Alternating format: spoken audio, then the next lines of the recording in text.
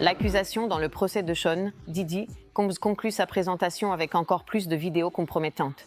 Les procureurs montrent ces vidéos au jury, ainsi que des relevés de voyage, des factures d'hôtel et des transferts d'argent. Ils essaient de démontrer que les actes sexuels montrés dans les vidéos sont le résultat d'une activité criminelle coordonnée par Combs et plusieurs de ses employés. Combs a plaidé non coupable à toutes les charges.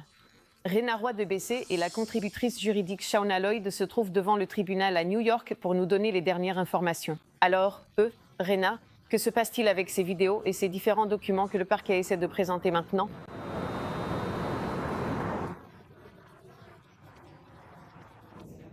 Ils semblent un peu déconnectés aujourd'hui. Comme tu l'as souligné, ils sont en train de voir cette montagne de preuves présentée par cet agent de la sécurité intérieure qui est de retour à la barre aujourd'hui. Jusqu'à présent, ils ont vu des relevés d'hôtels et de voyages. Ils ont vu des transferts d'argent.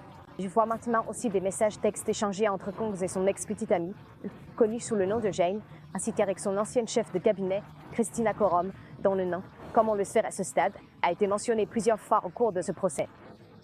Maintenant, comme tu l'as dit, ils se sont aussi vraiment concentrés aujourd'hui sur la présentation au jury de vidéos de ses performances sexuelles sous l'emprise de drogue. À un moment donné, ils ont regardé plus de 40 minutes de ces images et ils semblaient également détachés pendant ce temps-là, assez sérieux et plutôt stoïques. Maintenant, les procureurs fédéraux ont souligné qu'ils ont identifié plus de 40 performances sexuelles qui ont eu lieu entre 2021 et 2024, mais avec condolé des escortes masculines, ses ex-petites amies, y compris Jane.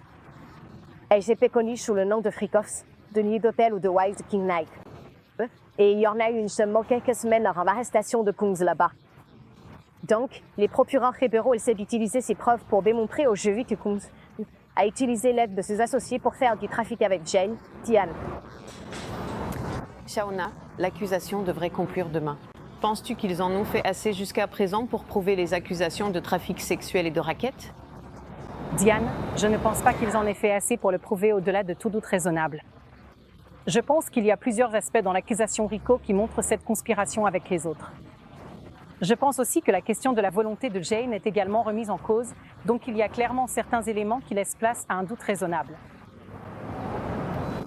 Shauna, la défense dit qu'elle n'appellera aucun témoin.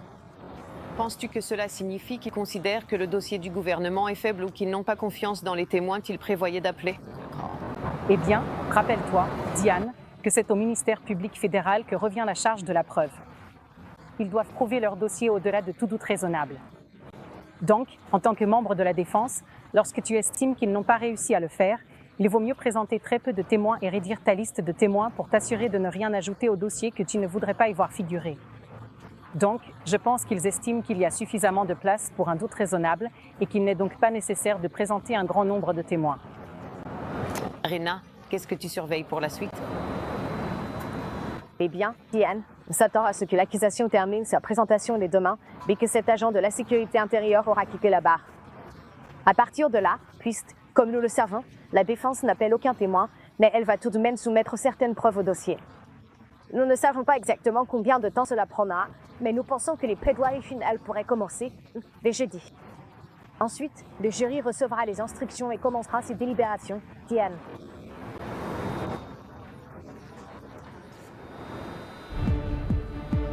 Pour en savoir plus sur le procès Combs, regardez l'émission d'EBC News Live Burden of Proof, The Case Against Diddy, à 17h30 HE.